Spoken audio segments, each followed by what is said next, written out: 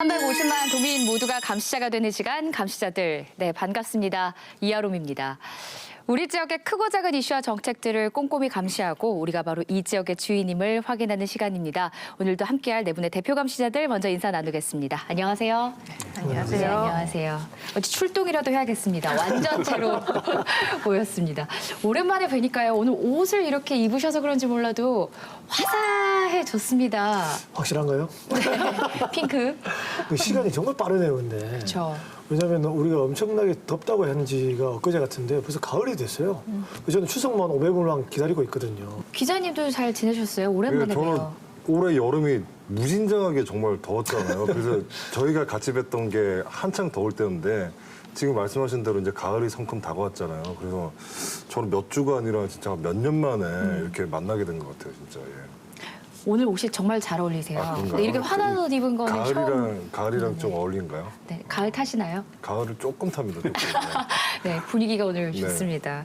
오늘 얼굴도 좋아지고 분위기도 화사한데요. 그만큼 입담도 폭발하길 기대하면서 첫 번째 감시 리스트 소개해드리겠습니다.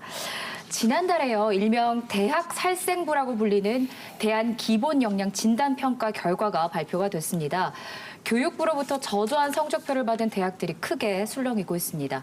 경남에서는 절반 가까운 대학이 구조조정을 해야 하는 상황인데요. 그래서 준비한 오늘의 첫 번째 감시 리스트, 대학 구조조정, 지방대는 초비상입니다. 지금 막 수시 모집을 하고 있는 기간인데 그 직전에 발표가 나다 보니까요. 아무래도 이 대학은 조금 아슬아슬해하면 지원을 안 할 테니까 날벼락을 맞았다. 대학에서는 지금 이런 표현까지 나오고 있습니다. 경남에서 어떤 대학들이 포함이 됐는지 먼저 알아볼까요? 네, 그 경남은 이제 평가학교가 이제 19곳 중에서 10개가 이제 자율개선대학으로 지정이 됐는데요. 나머지 9곳이 역량 강화와 재정 지원 제한으로 분류됐는데, 그러니까 이제 자율개선대학으로 지정되지 않은 나머지 절반 가까이가 네. 지금 구조조정을 해야 되는 그런 처지에 놓인 것이죠.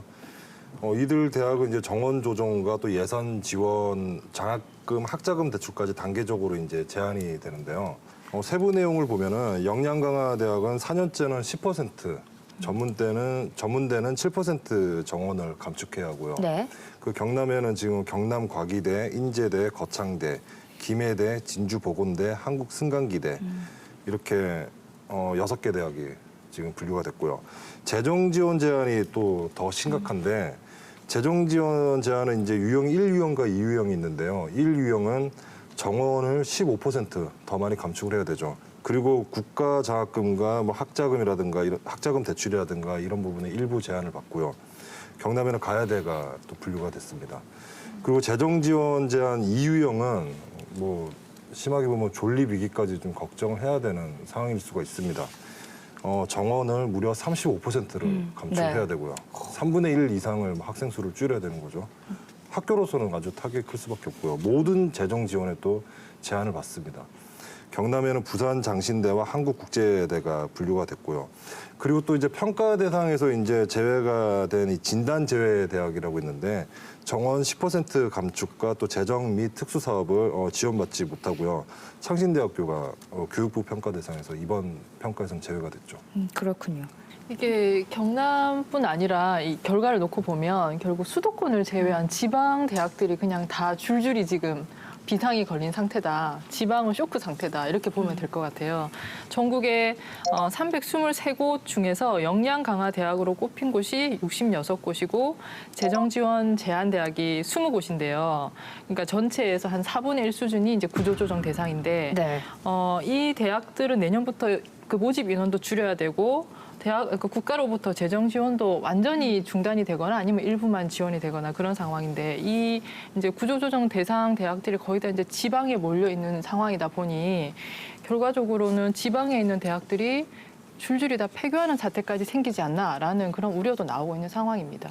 그렇죠. 폐교가 되면 진짜 혼란스럽겠죠. 그렇죠. 근데 예전에 보면 서남대라고 있었잖아요. 이제 올해 폐교가 됐는데 첫 번째로 폐교가 되면은 재학생이 인간 학교로 이제 편입돼야 되거든요. 특별로 나눠갖고 쪼개져 나가야 되거든요. 그러한 문제들. 그럼 그 친구들의 이 교육 환경에 대한 악화라는 결과가 좀 초래되는 거고 두 번째로는 대학 정원이 아까 줄어들잖아요. 네. 그러면 아까 신입생 못 받고요. 그다음에 편입생 줄어들고 이렇게 되니까 이거는 당연히 재정적인 악화로 갖고 올 수밖에 없고 세 번째로는 이게 가장 중요합니다. 이제 수시가 이제 시작되는데 나중에 학자금 대출을 못 받을 수가 있어요. 그래서 신입생들은 꼭 학교를 확인하고 받을 수 있는지 없는지를 또 확인을 해야 되는 그런 시국에 와 있습니다. 그렇죠. 지원을 하는데 이 학교에 진학을 하면 학자금 대출이 되지 않는데 그렇죠. 라고 하면 지원 자체를 네. 학생들이 안 할 테니까요. 그렇다면 이제 궁금해지는 게 정부가 도대체 이 대학 기본 역량 진단 평가 자체를 왜 한 걸까? 그리고 또 평가 기준은 뭐였을까인데요. 설명을 한번 들어볼까요? 그러니까 교육부의 입장은 이제 학생 수가 지금 급감을 하고 있고 또 향후에는 더 급감할 것으로 예상이 되니 대학들은 이제 구조조정이 불가피하다라는 그런 입장인데요. 그러면 이제 대학들 중에는 일부 대학들이 당연히 구조조정으로 정리가 돼야 되는데 각 대학에 대한 정보를 학생들과 학부모들한테 알려야 된다라는 그런 차원에서 지금 이 기본 역량 진단을 하는 것이죠. 그 2015년도에 또 한 차례 했었고요. 근데 이번에 이제 그 기본 역량 진단은 2015년에 이어서 이제 2차 대학 구조조정으로 볼 수 있는데요. 평가 지표를 좀 살펴보면 네. 1단계는 이제 발전 계획 및 성과라든가 또 이제 수업과 교육 과정의 운영 그리고 학생 지원 부분 또 교육 성과 이렇게 돼 있고요.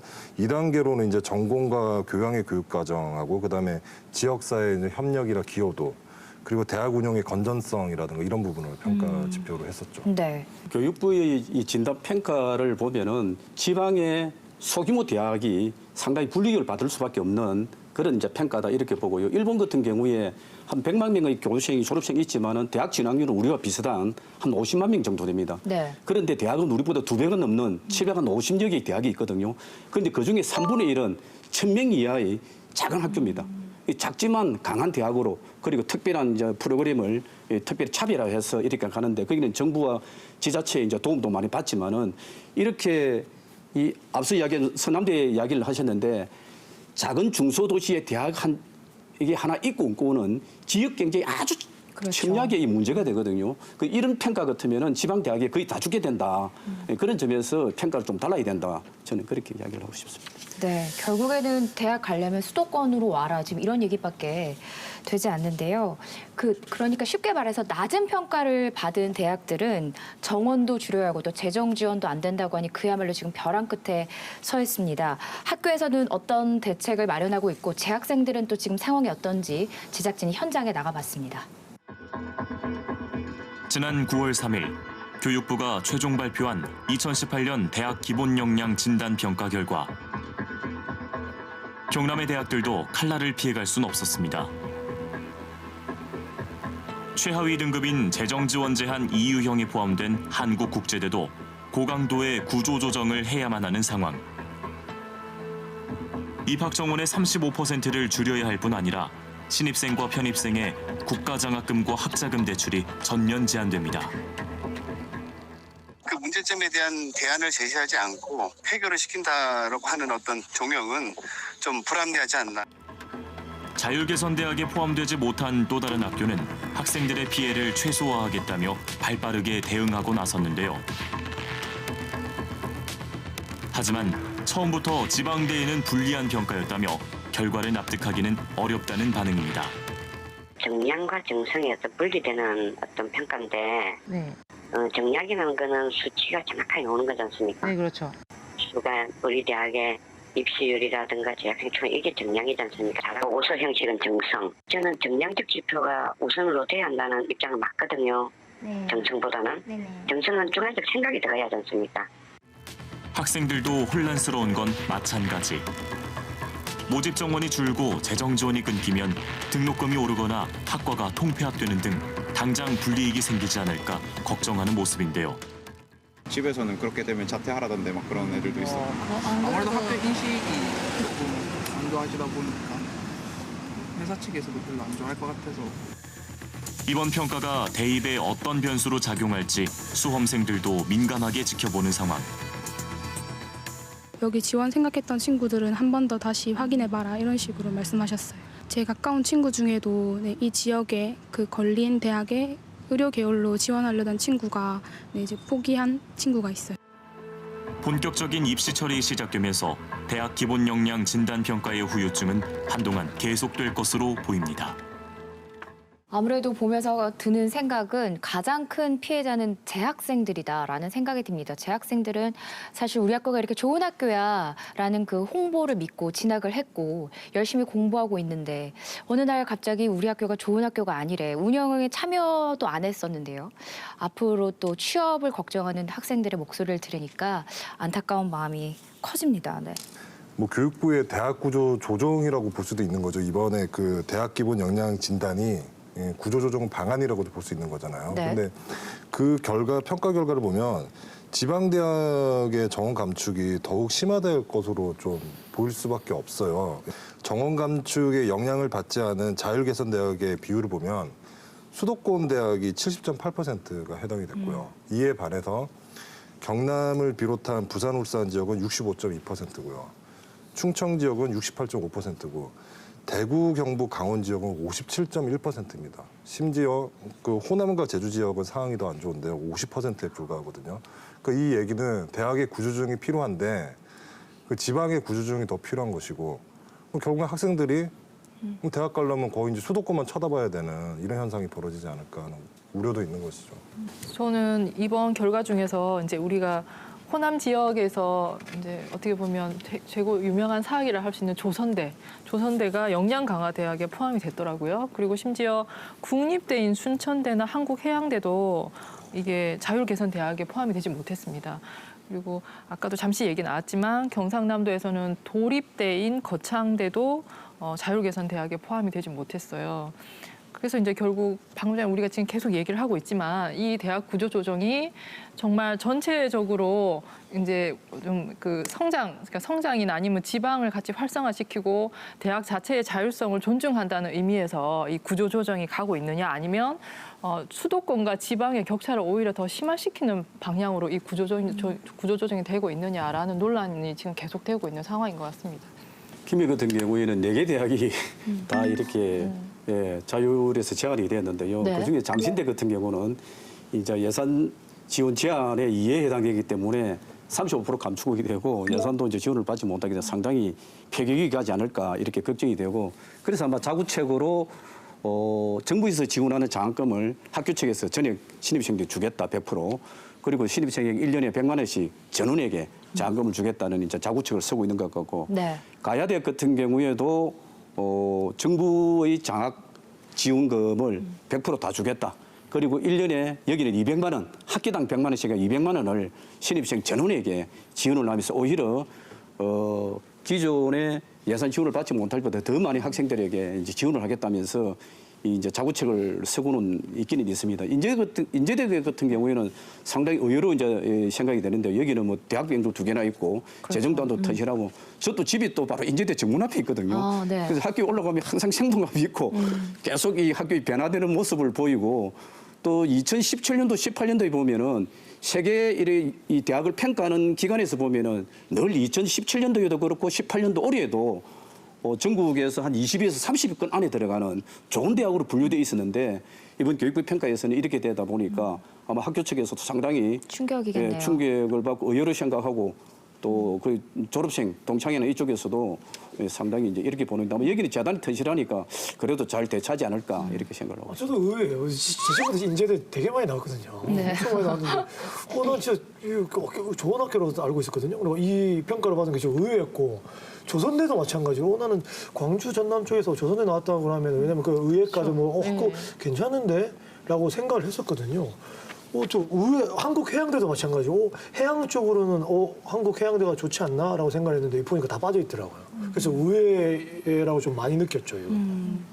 그래서 지금 저희가 쭉 얘기를 나누지만 이번 평가에 대해서 좀 반발하는 여론도 거셉니다. 그러니까 학교와 기업이 같지가 않은데 어떤 평가를 해서 그 기준에 따라서 재정 지원을 끊는 게 말이 되느냐 학교에 대해서 그런 반발이 가장 거센 것 같아요. 그래서 지방대든 뭐 수도권을 떠나서 전국적으로 지원을 왜 끊느냐 뭐 이런 의견인 거죠. 근데 또 교육부 입장은 공정성을 강화를 했다. 여러 가지 또 장치를 이번 평가에 반영을 했다라고 그렇게 지금 설명을 하고 있거든요. 네.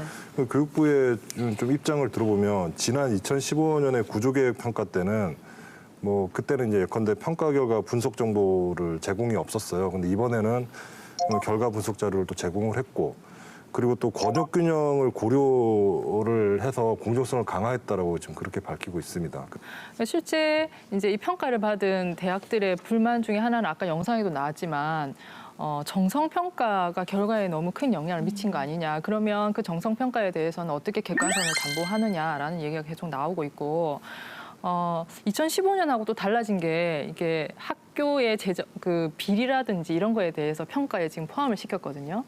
그래 실제로 그 평가에 이제 참여하셨던 어떤 교수님의 말씀은 취지는 좋다 이거예요. 재단이나 이게 뭐 이사 이런 데서 학교 재정을 건전하게 운영하지 않고 비리를 저질렀으면 당연히 제대로 된 평가를 받는 건 맞는데, 예를 들어서 재단에서 비리가 있어가지고 교직원이나 학생들이 그걸 계속 어떤 법적 투쟁이나 아니면 열심히 싸워가지고 비리를 이제 밝혀낸 경우에 어떻게 보면 앞으로 학교가 더 좋아지자라는 차원에서 다 같이 밝혀냈는데 그게 오히려 자기 학교를 죽이는 결과가 됐단 말이죠. 그거에 대해서 굉장히 안타까워하는 얘기가 있어요. 게다가 부작용이네요. 네. 비리는 그 재단에서 저질렀는데 왜 학생하고 교직원들이 피해를 봐야 되냐, 또 이런 얘기도 나오고 있고요. 심지어 학생들이 비리를 밝혔는데. 네, 그렇죠. 네. 그래서 이제 대표적으로 수원대 같은 케이스가 이제 6월에 있었던 1차 가결과 발표에서는 이게 자율 개선 대학이었거든요. 그런데 2단계에서 재단 비리를 이제 점수에 넣어가지고 발표를 해보니까 자율 개선 대학에 포함이 안 됐어요. 이 수원대 같은 경우에는 뭐 아는 분들은 많이 아시겠지만 이인수 총장이 뭐 적립금도 엄청나게 쌓아놓고 또 그 적립금을 그 TV조선 개국할 때 50억 정도를 뭐 투자를 했다라는 그런 설도 있었고. 김무성 전 새누리당 대표의 딸을 뭐 교수 채용하는데 비리도 있었다, 뭐 여러 가지 논란이 있었거든요. 그러면서도 그 안에 구성원들이 정말 힘들게 투쟁을 해서 그걸 많이 밝혀냈는데 오히려 그것 때문에 지금 대학이 제한을 받게 되는 결과가 된 거죠. 그래서 이런 거는 학생이나 교직원들은 피해가 없는 방향으로 좀 제도를 이렇게 좀 약간 정치하게 만들 수 있지 않았느냐 하는 아쉬움도 있습니다. 그러니까 이 모든 게 결국 피해는 학생들이 우선적으로 보는 거고, 두 번째 아까 말씀드린 것처럼 교직원들이 임금을 다 못 받는 사례가 생기거든요. 그게 서남대 경우 250억이라고 했거든요. 임금 네. 체불이요. 그 정도로 엄청나게 많았고, 세 번째는 그 인근에 있는 식당, 그다음에 원룸촌, 지역 상권, 그거 다 날아가는 셈이 되는 거고. 학교가 이제 폐교되니까 서남대가 아까 교직원들 인건 250억 그렇죠. 정도 이렇게 못 받고 있는 그런 상태, 한중대도 한 400억 정도 못 받고 있거든요. 네. 이렇게 이제 되는데 이 기업 경제도 이제 쇠퇴하지만은 이 가장 전형적인 것이 그 고령에 있는 가야대학이 있었거든요. 그게 한때는 한 3,500명의 학생 수가 있다 보니까 학생이 학교 내에 기숙사가 모자라고 그래서 바로 그때 원룸에 다 기거를 하고, 그러다 보니까 거기에 뭐 여러 가지 상권이 형성화 돼가지고 아주 이 고령 경제가 활성화돼 있는데, 이것이 2003년도에 이제 김해 캠퍼스로 서서히 이전을 하게 됩니다. 그래서 대부분의 학과가 이제 김해로 오게 되면서 김해 가야대는 잘 큰 나왔는데 고령의 학교는 거의 폐교되면서 모든 원룸이 다 텅텅 비게 되고 상권은 완전히 죽어버렸거든요. 그래서 이 작은 학교지만 학생 수가 한 1,000명 정도 있는 것이 그 지역 사회에 끼치는 영향이 아주 다방면에서 영향이 간다는 사실을 이제 옮겨해 주는 것 같고요. 서남대 같은 경우도 마찬가지, 아까 이야기했지만은 전북 남원의 유일한 대학인데 이것이 없어짐으로 인해 가지고 남원이 완전히 공동 현상이 일어났던 그런 현상들이 있었습니다. 결국에는 다음 뭐 몇 년 뒤에 또 평가가 있으면 그렇게 크게 평가가 바뀔 것 같진 않거든요. 또 지방대는 왜 이렇게 됐느냐 이런 얘기도 나올 것 같고, 지역 상권 얘기도 하셨고, 어떤 대책을 좀 마련해 볼 수가 있을까요? 그러니까 지금 학생 수가 급감하고 있기 때문에 학교에 대한 구조조정은 필요합니다. 네. 필요한데 문제는 사실상 요즘 살생부라고까지 얘기를 하는데, 그 이번에 그 지금 그 평가 결과를 보더라도 너무 채찍을 든 게 아닌가라는 생각이 드는 것이죠. 지방대학의 구조조정이 진행이 되면 진행될수록 아까 인터뷰에서도 그 영상에서 보셨듯이 학생들은 지방보다는 수도권으로 몰리게 될 텐데, 근데 장기적으로 보면은 지금 현 정권에서 얘기하는 지역 균형 발전이라는 측면에서 보면 이 지방 쪽에 쏠려 있는 대학의 구조조정이 과연 맞는 것인가? 대학의 존폐는요, 대학 자체만의 문제가 아니라 아까 얘기하셨지만 지방대가 폐교되면 인구가 유출되죠. 그리고 지역 경제도 쇠퇴가 되고 학생들이 떠나니까 모든 게 다 영향이 가거든요. 대학의 이제 구조조정이나 인구수가 감소되기 때문에 하는 것은 뭐 어쩔 수 없다고 치더라도 정부가 지나치게 개입해서 정부 주도로 학교를 줄이는 데만 능사가 아니다 이렇게 보고요. 또 지방에 있는 대학들도 과거에 학생 수가 많을 때 잘 나갔던 그런 데는 완전히 잊어버리고 어떻게 좀 구조조정을 하면서 이 학생 수가 적어지는 이 대학의 살아남기 위한 몸부림을 치면서 변화를 좀 모색하고 작지만 강한 대학으로 가도록 해주면서 특히 지방자치단체에서도 그렇게 좀 유도를 하면서 또 관심을 가지고 지원을 해줄 필요도 있다. 저는 이제 그렇게 주장하고 싶습니다. 저는 약간 다른 얘기인데 네.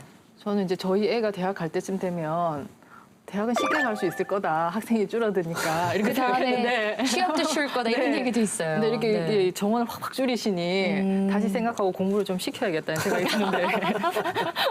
근데 이제 이게 대학이 대학 문제만이 아니에요. 그러니까 결과적으로 뭐냐면 지방대를 나오면 지방에서 정착해서 일자리를 찾을 수 있는 이게 선순환 구조가 맞아요. 되면 당연히 지방대 학생들이 들어오고 그러면 지방대가 경쟁력이 생기는 그게 선순환인데 지금 정부에서 하는 거는 지방의 일자리나 또는 지방대를 나온 학생들이 그러니까 서울로 떠나지 않고 지방에 정착할 수 있는 그런 시스템은 지금 제대로 갖춰놓지 않고 대학부터 일단 너희부터 일단 채찍을 맞아라 지금 이렇게 하는 것 같아요. 그래서 제가 볼 때 이게 어떤 전체적인 선순환 구조에서 이게 맞는 것인가? 예를 들면 지방대 나오면 지방 공기업이라든지 지방 이제 소재 기업체에 취업을 할 때 어떤 뭐 그 쿼터제를 준다든지 이런 게 일부는 지금 시행되고 있습니다만 이걸 뭐 적극적으로 또 확대하는 정책과 함께 이거를 같이 가야 되는 게 아닌가 생각이 들고 그리고 아까 의원님 말씀하셨지만 이게 뭐 기업은 아닙니다만 대학이 제가 볼 때는 정부가 이렇게 막 나서지 않아도 자연스럽게 경쟁력이 없는 대학은 신입생이 안 들어와서 어느 정도 정리가 될 수 있을 것 같은데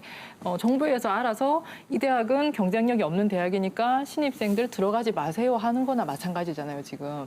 그러니까 이런 방식으로 가는 게 과연 대학의 자율성 존중 부분에서 맞는가 하는 생각은 좀 있습니다. 그 인구 구조상 앞으로 어떤 방식으로든 대학교 수는 줄어들 수밖에 없습니다. 이 위기를 어떻게 헤쳐나갈지 뭐 대학마다 자구책도 당연히 필요하지만 현재 재학생들 그리고 그 주변의 지역 경제와 지역 사회에도 대책이 필요합니다. 평가와 함께 정부의 참신한 대안도 함께 제시되기를 기대해 보겠습니다.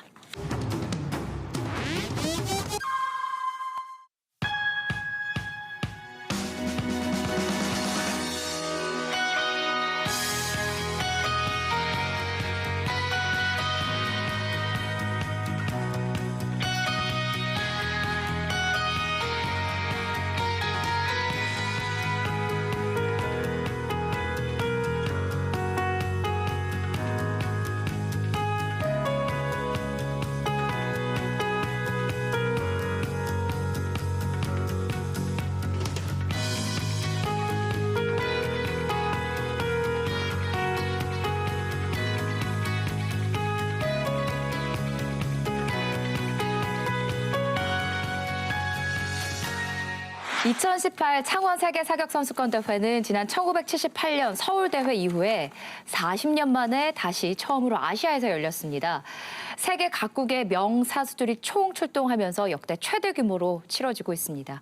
끝까지 안전하게 대회가 마무리되길 바라면서 아울러서 우리나라 선수들의 선전도 기대해 보겠습니다. 다음 감시 리스트로 넘어가 보겠습니다. 국내 체류 외국인 230만 명, 다문화 사회, 글로벌 시대가 자연스러운 요즘에 시대를 역행하는 사건이 벌어졌습니다. 창원 출입국 사무소가 불법 체류자 단속 과정에서 한 외국인 유학생을 무차별 폭행한 사실이 알려지면서 논란이 일고 있습니다. 폭행도 문제지만 사건 이후 처리 상황도 의아합니다. 그래서 정한 오늘 두 번째 감시 리스트, 공권력의 폭력, 외국인 유학생 폭행 사건의 전말입니다. 영상 많이 보셨을 겁니다. 저도 봤는데 화가 나더라고요. 이게 좀 어떻게 이렇게까지 하지라는 생각이 제일 먼저 들었는데 이 사건이 일어난 지 벌써 한 달이 지났어요. 네, 그러니까 네. 사건은 7월 16일 날 있었죠. 두 달이 다 돼가네요. 예, 두 달이 거의 네. 다 돼가는데요. 창원 출입국 사무소 단속반이 그 함안의 그 한 건설 현장에 있던 그러니까 외국인 불법 체류자 체포 과정에서 집단 폭행을 이렇게 벌인 것인데요. 그런데 폭행을 당한 이는 그 불법 체류자는 아니었고요. 그러니까 방학을 이용해서 아르바이트를 하던 우즈베키스탄에서 온 그 24살 그 유학생 청년이었거든요. 그래서 단속반이 불법 체류자로 오인을 한 것이고요. 경남 이주민센터가 지난 7월 31일에 폭행 장면이 담긴 CCTV 영상을 공개하면서 사건이 일파만파 이렇게 알려지게 됐습니다. 네, 이미 많이 보도도 됐고 SNS 상에서도 쉽게 보셨겠지만 혹시 못 보신 분들도 있으실 것 같아서요. CCTV 영상 다시 보여드리겠습니다.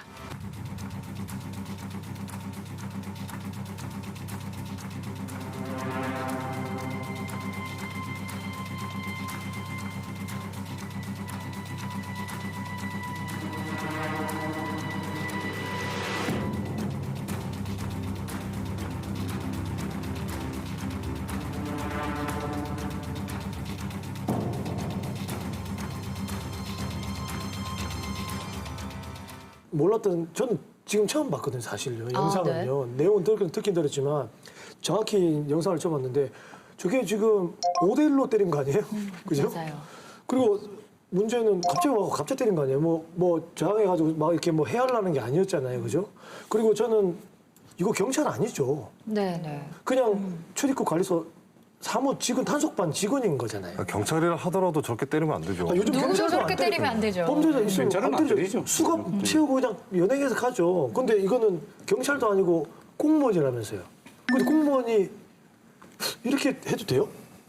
그러니까 저 상황이 그 피해 유학생이 말을 하기를 본인은 풀숲에서 쉬면서 핸드폰을 보고 있었는데 네. 핸드폰을 보고 있었는데 갑자기 이제 남자 2명이 와서 뭐라 얘기를 해서 본인은 작업 반장이 작업 지시를 하는 줄 알았다는 거예요. 그래서 놀고 있다고 뭐라고 하는 줄 알고 이제 벌떡 일어섰는데 그때부터 정신없이 맞았다라고 얘기를 하고 있어요. 그런데 저 사건에 대해서 이제 출입국 관리사무소에서 이 사건을 문제 삼은 그 민주당 소속 이재정 의원실에 사건의 경위에 대해서 보고서를 올렸는데 그 보고서에는 피해 유학생이 격렬하게 저항을 하고 도주를 하려고 해서 어쩔 수 없이 저런 장면을 연출할 수밖에 없었다라는 식으로 보고가 되어 있습니다. 근데 뭐 시청자분들께서도 저 영상을 보시면 어느 정도 판단은 되시지 않을까라고 저는 생각합니다. 격렬하게 저항한 모습은 아무리 쳐다봐도 격렬하게 저항했다라는 거는 좀 볼 수 없을 것 같고요. 심지어 폭행을 말리던 주민들도 상황에 대해서 되게 좀 당황스러우니까 말렸는데 그때 공무원이 얼굴만 봐도 안다. 그러니까 지금 이 맡고 있는 이 사람 얼굴만 봐도 아니까 그러면 아는 얼굴이면 무조건 때려야 되나요? 그러니까 이런 절차를 무시한 이 과정도 좀 문제가 있어 보여요. 근데 네. 관리 직원들이 이제 불법 체류자인 줄 알고 네. 그렇게 했는데 이제 보니까 우즈베키스탄에서 영어 교사라던 친구가 서울에 있는 이제 대학원에 이제 유학을 와서 이게 이제 아르바이트 하겠다고 일을 하고 있었던 거죠. 예. 그런데 뭐 얼굴 보고 다 안다고 했는데 뭘 하는 건지. 근데 그 얼굴만 봐도 안다는 말의 뉘앙스는 얼굴만 봐도 얘는 불법 체류자야라는 말인 그렇죠. 거잖아요. 예. 지금. 그러니까 왜 그 편견을 그래 가지고 있어요. 편견이죠. 범죄자 유형을 보면은 왜 보통 경력이 오래된 노련한 형사들은 얼굴만 봐도 범인 난다고 얘기하거든요. 흉악범 스타일이 있대요. 아니, 다 떠나서 불법 체류자였다고 하더라도 그렇죠. 하더라도. 네, 5대 1로 저렇게 때려도 되는 건 아니지 않나. 유학생 신분으로 한국에 왔는데 이제 불법 체류자로 몰려서 폭행을 당한 겁니다. 올해 나이가 24이라고 하는데요. 저희가 이렇게 우연히 어쩌다 보니 그 법률 대리인이세요. 박미애 변호사가 그 청년의 직접 법률 대리인이세요. 네네. 지지난주였나요? 텔레비전만 뜨면 박미애 변호사님이 나오셔서 모든 채널에 다 나왔습니다. 인터뷰 엄청 많이 하셨잖아요. 그죠? 제가 전혀 그럴 생각이 없었고, 네. 그러니까 이 친구가 그러니까 이주민센터를 통해서 고소를 하고 난 다음에 이제 제가 합류를 하게 됐거든요. 그래서 제가 이 사건을 처음 봤을 때는 뭐 관련 저 CCTV 영상도 다 확보가 돼 있고 해서 그냥 진행이 그냥 뻔히 예상이 되는 뭐 경찰 수사가 끝나면 이제 저분들이 처벌을 받을 것이고 그래서 그 과정에서 제가 필요한 법률 잡으면 해주면 되겠다라고 생각을 했는데 이제 다만 그거는 있었죠. 이 친구가 1년 단위로 체류 연장을 받아야 하는 그런 지위에 있다 보니까 출입국 관리소에 이제 공무원을 고소를 하면 혹시나 자기가 세류 연장이라든지 이런 거에서 불이익을 받지 않을까라는 걱정은 저한테도 계속 했었어요. 근데 저희가 대한민국 그런 나라 아니다. 걱정하지 마라. 그런 불이익 없을 거다라고 계속 안심을 시켜주고 있는 상황이었죠.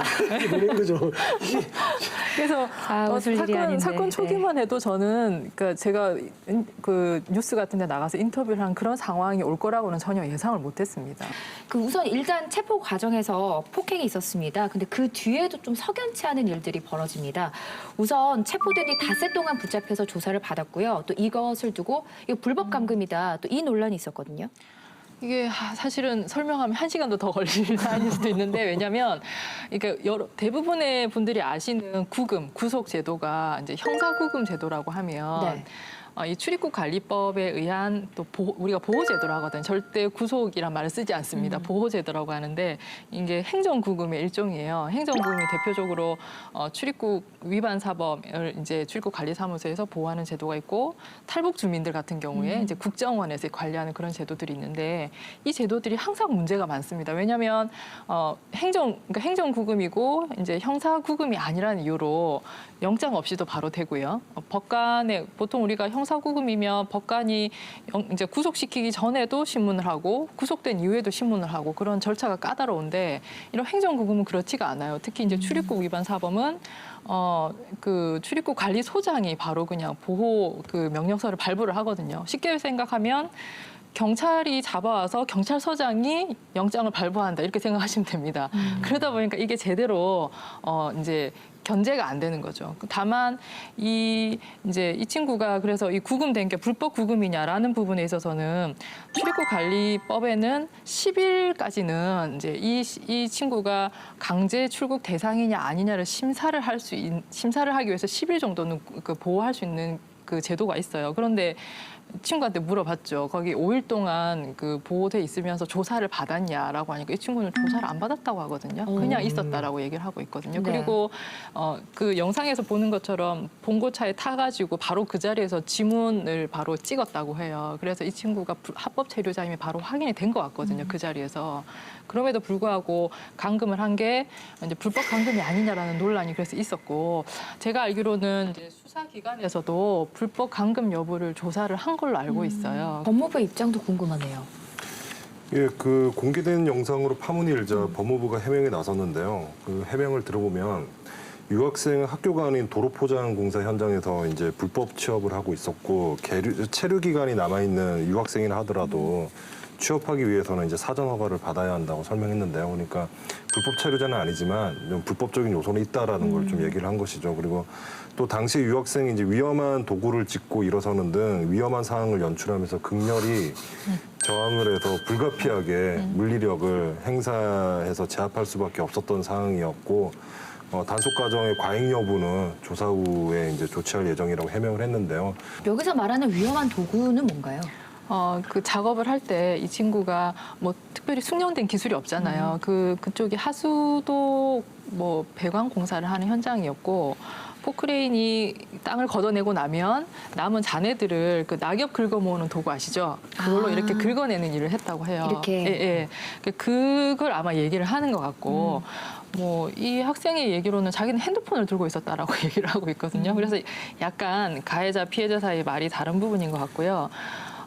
결과적으로는 5일 뒤에 이 친구를 이제 풀어주면서 범칙금 처분을 하거든요. 그러니까 50만 원 범칙금 내면 이제 풀려 나갈 수 있어라고 한 건데 이제 제가 반문을 하고 싶어요. 시청자 여러분들께도 이게 만약에 내가 이제 벌금 50만 원이나 과태료 50만 원짜리 경범죄를 저질러 가지고 그것만 내면 나올 수 있는데 나를 5일 동안 구금을 해놨다라고 하면 어느 누가 그걸 받아들이겠습니까? 아니, 그러니까 이게 지금 법무부가 뭐 그 단속 과정에 뭐 과잉 여부를 조치를 한다고 하는데 저는 그거 당연히 해야 되겠지만 근데 아까 말씀하셨지만 그 뭐 보호제도잖아요. 네네. 사실상 구금으로 볼 수도 있는 건데 그 형사적으로 형사구금 같은 경우에는 영장 없이는 무조건 48시간 지나면 무조건 풀어줘야 되거든요. 안 풀어주면 큰일 나요. 근데 네. 불법 체류자가 아니잖아요. 근데 체류하는 것 자체가 문제가 없는데 5일 정도 이 가둬놓은 거에 대해서도 저는 이 부분에 대한 법무부 조치도 있어야 된다고 생각합니다.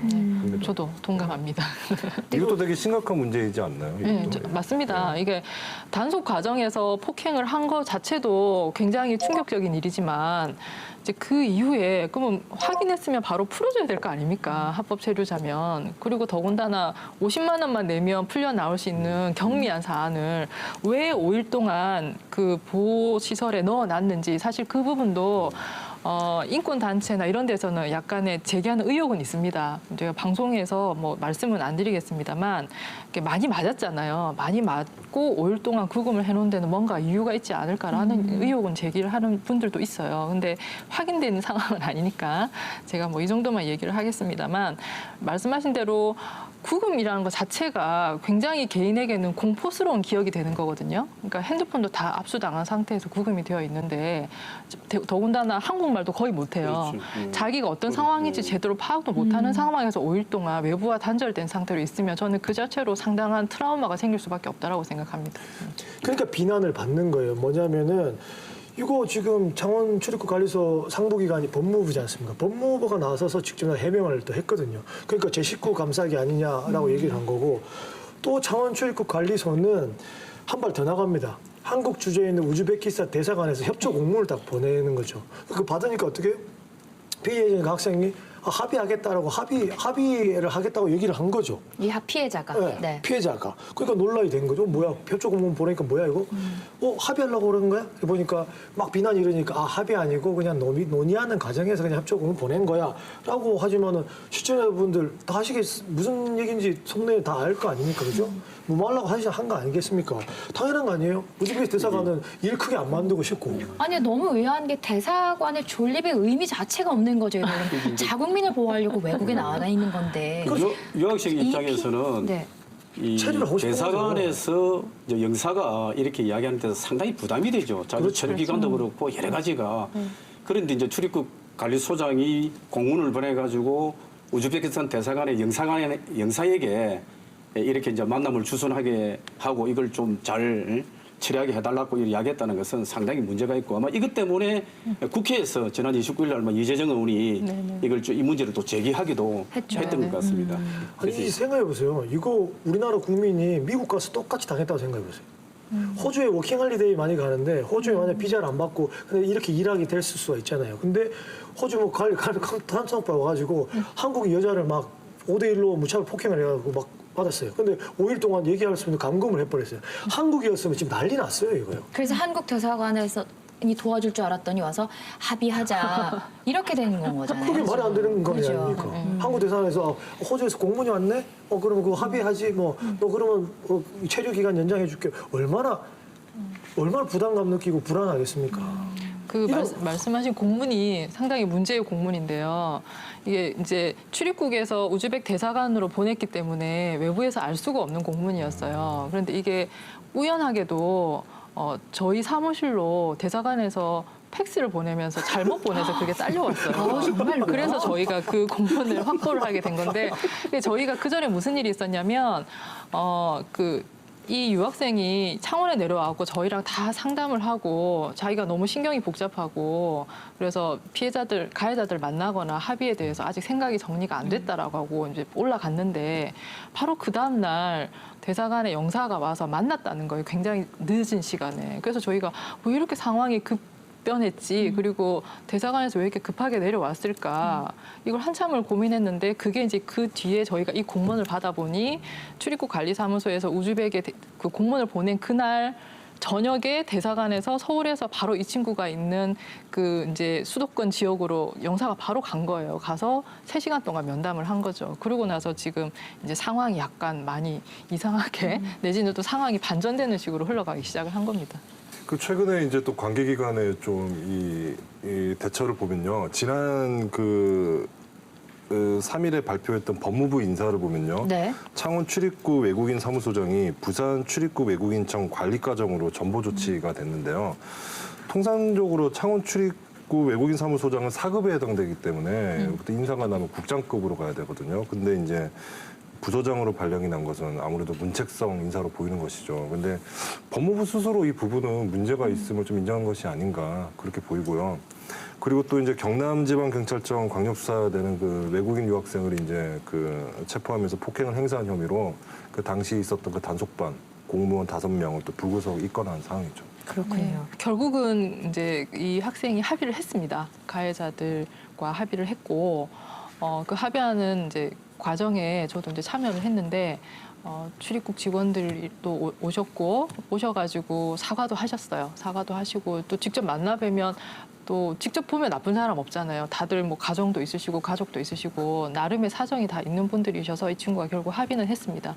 근데 이제 그날도 역시 대사관의 영사님이나 직원분들도 다 오셨고요. 근데 이제 이 친구가 얘기를 한 게 사건이 일어나고 나서 내가 단 하루도 제대로 잔 적이 없다. 그래서 자기가 폭행 당하고 그 이후에 일어난 여러 가지 소란스러운 상황 자체가 나는 너무 힘들다. 그래서 이 사안에서 나는 제발 이제 그만 떠나고 싶다라는 취지로 합의를 했고요.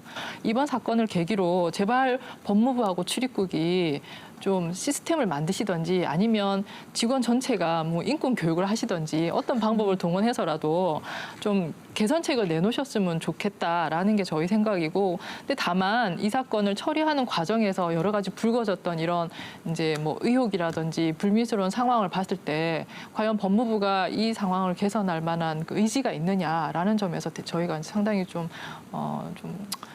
부정적인 전망을 할 수밖에 없었죠. 네. 근데 그 사건의 가해자가 이렇게 경찰 조사를 받고 뭐 피해자가 합의를 하면 그럼 이 사건 일단락 된 거 아니야? 라고 말씀하실 수도 있겠지만 시청자 여러분은 저희 생각은 그렇지 않은 것 같습니다. 왜냐면 참 법으로 어떻게 할 수는 없지만 이 사안을 바라보는 우리의 시선 그리고 우리나라가 갖고 있는 외국인에 대한 시스템이 너무나도 열악하기 때문에 그 이야기를 좀 더 이어가 보겠습니다. 이 사건이 언론에 공개되면서 지금 저희는 여기서 아니 어떻게 사람을 때려? 어떻게 제대로 확인을 안 해라는 말은 하지만 정반대의 입장에서 이 사건을 보는 사람들도 꽤 많았어요. 국민신문고랑요 창원시 게시판을 보면요 적극적으로 이 사안에 대해서 글을 올리면서 목소리를 낸 분들이 꽤 많았습니다.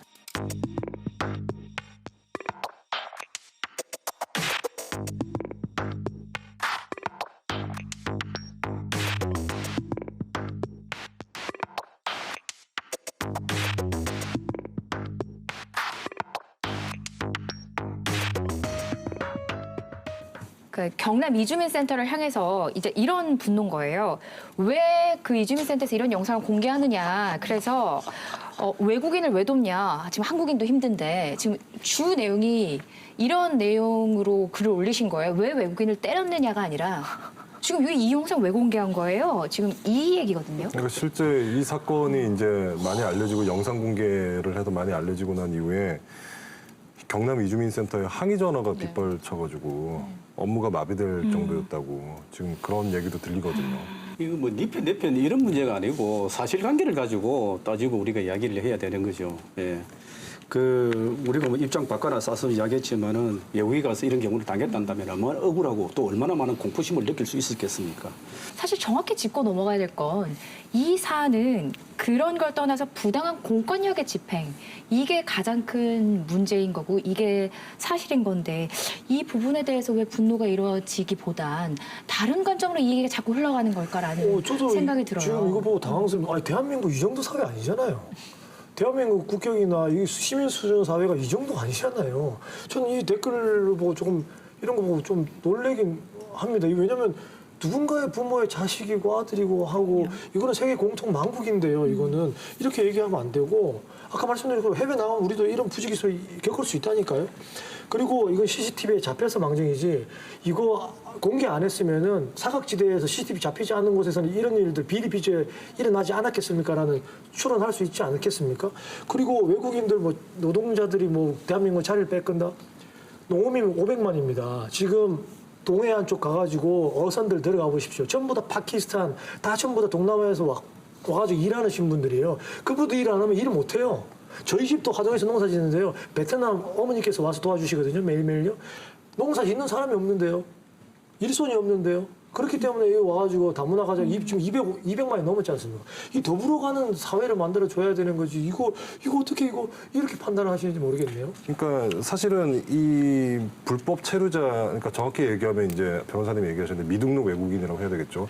그런 부분에 대한 문제는 우리나라뿐만이 아닙니다. 비단. 그러니까 그런 미등록 외국인에 대해서 이런 정식 절차를 밟지 않고 들어온 외국인에 대한 이 송출 문제로 해야 되나요? 그거는 우리나라뿐만이 아니라 각국이 유럽, 미국 뭐 다 안고 있는 문제예요. 근데 이런 잘못된 수단이 정당화될 수는 없죠. 네. 이러한 불법 체류에 대한 부분은 당연히 단속을 해야 되겠지만 그 과정에 있어서 이런 폭력이 행사되는 것에 대해서 그것까지 정당화돼서는 안 되는 거고요. 이건 아까 뭐 국내 실업률이 낮아지는 이유가 외국인 취업이 늘어나서 거기에 대한 일자리가 줄어든다. 이거는 지원할 수 없다, 등치할 수 없다. 그렇게 이런 순환 과정으로 이것들을 논리적으로 설명하기는 정말로 부족한 것 아닙니까? 그렇게 생각을 하지 않았으면 좋겠고, 응당 이 농업이나 농어촌 계층에서 이 일하지 못하는 사각지대를 정말로 많이 채워주고 있다라는 것들을 저는 우리 시청자들 좀 한 번쯤 생각해봤으면 좋겠고, 그러면은 실업률이 떨어지고 일자리 부족한 것들을 어떻게 메꿔줄까 하는 건 정부 정책에다 건의를 해야 되는 거죠. 외국인 노동자한테 이 논리를 등치시키면 안 된다라고 저는 생각을 합니다. 저는 이 사건을요, 이제 가장 쉽게 비교해 볼 수 있는 게 만약에 이 사건의 피해자가 미국 유학생이었다라면 난리 났죠. 예, 법무부에서 어떤 공식 의견을 냈을지, 그리고 미국 대사관에서 얼마나 강력하게 항의했을지, 그리고 인터넷의 댓글 반응이 어땠을지, 저는 그렇게 비교해 보면 아주 쉽게 이제 어떻게 보면 답이 나오는 사건이 아닌가라고 생각을 하고, 또 한 가지는 이제 이게 혐오 표현들이 요즘에 너무 많은데, 예를 들면 뭐 외국인에 대해서도 그렇지만 뭐 여성에 대해서도 그렇고, 예전에 제가 이제 학교를 다닐 때 헌법 시간에 헤이트 스피치라는 걸 배웠어요. 그게 이제 미국에서 굉장히 발달된 법 이론이었는데, 그게 이제 인종이나 성별을 가지고 비하하는 발언을 했을 때 어떻게 처벌할 것인가를 이제 접근하는 방식인데, 저는 그때만 해도 우리나라랑은 전혀 상관없는 남의 나라 법리라고 생각했는데, 요즘에는 정말 헤이트 스피치가 너무 넘쳐나는 것 같아요. 근데 그래서 더 우려되는 씁쓸합니다. 게 젊은 층에도 확산되고 있는 네. 경향이 보여서 우려가 되죠, 지금. 참. 그 우즈베키스탄 유학생은 대낮에 영문도 모른 채 왜 여러 명에게 집단 폭행을 당해야 했을까? 답은 명확합니다. 국가기관이 법과 절차를 지키지 않았기 때문입니다. 그리고 법과 절차를 지키지 않은 이면엔 참 얼굴만 보면 안다는 인종차별이라는 부끄러운 민낯이 숨어 있다고 생각합니다. 네, 오늘 감시는 여기서 마무리하겠습니다. 대표 감시 네 분과 여기서 인사 나누겠습니다. 오늘도 고맙습니다. 네. 우리가 혼동하는 표현 중에 틀리다와 다르다가 있습니다. 올바르지 않거나 어긋난 것은 틀리다. 서로 같지 않은 것은 다르다. 틀린 것은 바로잡는 용기가, 다른 것은 맞춰가는 배려가 필요하겠죠. 다름으로 인해서 차별받지 않는 다양성을 인정하는 사회로 우리 사회가 한 발짝 더 나아가길 기대하겠습니다. 350만 경남도민 모두가 감시자가 되는 그날까지 늘 노력하겠습니다. 오늘도 시청해주신 여러분 고맙습니다.